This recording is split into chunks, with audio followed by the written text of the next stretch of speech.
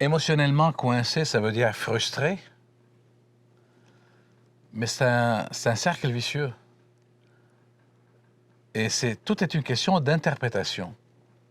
Alors, si j'interprète que quelqu'un n'est pas à mon écoute, ou quelqu'un fait exprès pour me tomber sur les nerfs, mais je donne beaucoup de pouvoir à cette personne. Et moi, je dis souvent, reprenez vos pouvoirs. Et communiquer autrement ma marque de commerce au Canada, aux États-Unis, c'est très simple. Arrêtez d'être intéressant et commencez à être intéressé. C'est très simple.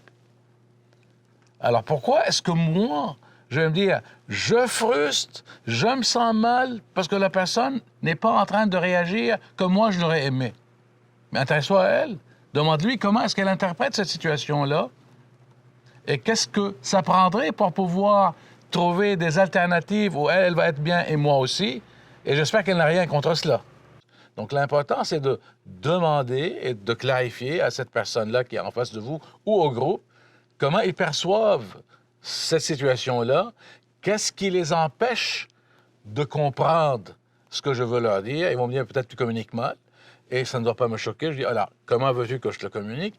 Voyez-vous, c'est comment j'interagis avec les gens.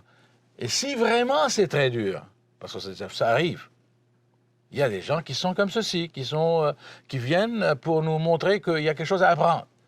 Mais prenez une pause de 1 minute, allez-y au petit coin, respirez 7-8 fois, parlez à vos orteils si vous voulez, calmez-vous et revenez, et recommencez, mais ne recommencez pas de là où vous êtes arrêté, soyez intéressé. Comment tu vois cette situation-là?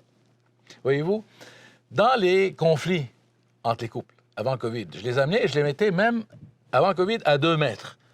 Je lançais une pièce de monnaie et je disais, qui va commencer à parler? Donc, mettons, cette personne doit commencer à parler, l'autre doit l'écouter et répéter ce qu'elle a entendu, textuellement. Et si la personne dit, non, c'est pas ça ce que je dis, elle répète jusqu'à ce qu'elle répète ce qu'elle a entendu. Et ensuite, c'est à son tour. Au tour de l'autre, c'est un jeu. Et finalement, on va dire, quels sont les 3 éléments qui sont les plus importants qu'on doit discuter?